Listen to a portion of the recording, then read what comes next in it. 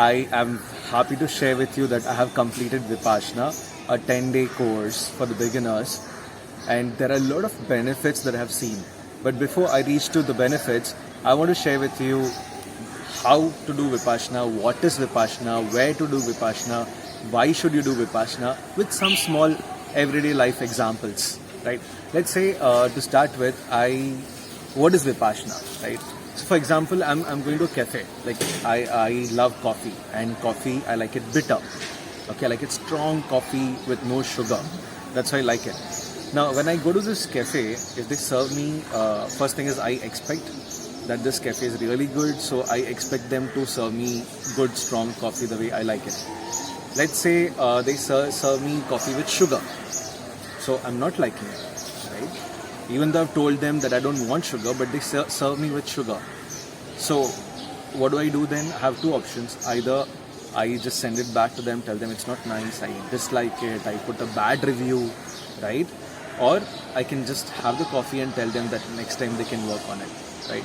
So by default, human nature that we all practice is that we give it back, we say that this coffee is not good, right? A kind of a negative feeling, a hatred. Coffee is just an example. It can be any human in life also. It can be any work also, right? Similarly, if I like the coffee, let's say it's no sugar, it's strongly brewed, very good coffee, then the next time I'll have a craving for it. I'm like, oh yeah, if I have to go to drink coffee, I have to go to this particular place and drink coffee. You know, the craving for it. So what Vipassana teaches you is that craving, be it craving or aversion or hatred, is not good.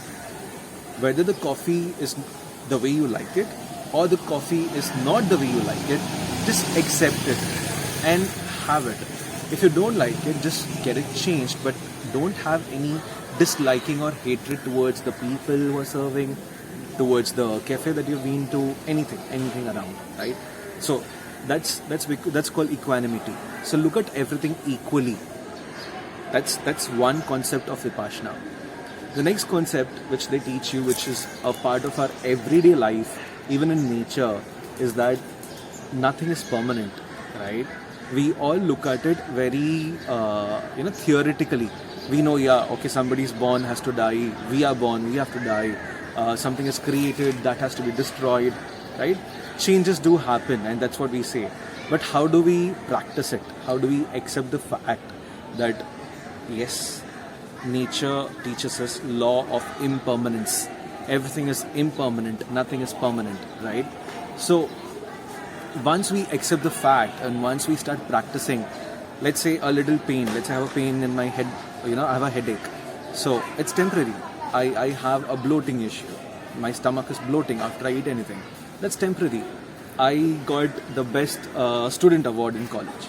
That's temporary because next year there'll be somebody else getting it. Right? I get the best performance award in office. Again, that's temporary because next 3 months or next 6 months later, somebody else will get it. So this is law of impermanence. This is nature, the law of nature. And that's what Vipassana teaches you, to look within your own self. Everything is impermanent. Then why are we looking for perfection? Why are we looking for permanent relationships, permanent job, permanent everything, right? When we are not permanent. So once we start putting in both the equanimity and the law of nature together in one place, that's what Vipassana teaches you. That's what is Vipassana. Now, how do we use it? Now, when you say how, it's very simple. They teach you small breathing technique. They teach you, the Gurujis, they teach you various methods of understanding your own body. Because the world is not just around you. The world is actually within us, right? So once I understand my own self, I don't have to change anything else. I don't have to change anybody else. So if I change my own self, if I accept my own self, the world around me is more peaceful, more beautiful. The issues of anger, issues of hatred, issues of depression, issues of pain, anything, any such thing, or issue of ego that you achieve a lot, right? So everything just vanishes because you accept that this is temporary. This too shall pass, right? So now how do you do Vipassana? Vipassana, you have to go to a Vipassana center. There are centers across the world, right? You can go to any of those centers, learn Vipassana. There are different rules that you have to be silent. There's a different course of meal that is given, so you have to follow that. But it's easy. It's not difficult. You just have to accept the fact that you want to do it. And if you decide that you want to do it, I'm sure there is a lifelong benefit out of it, right? How to book for it?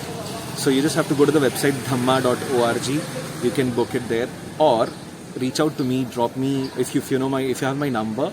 Send me a message. I'll book it for you, or just put it in the comments and I'll connect with you. I'll help you to register for it. Is it a religion? No, it's not a religion. Do they ask you to practice any god? Do they ask you to worship anywhere? Do they ask you to follow Buddhism? No.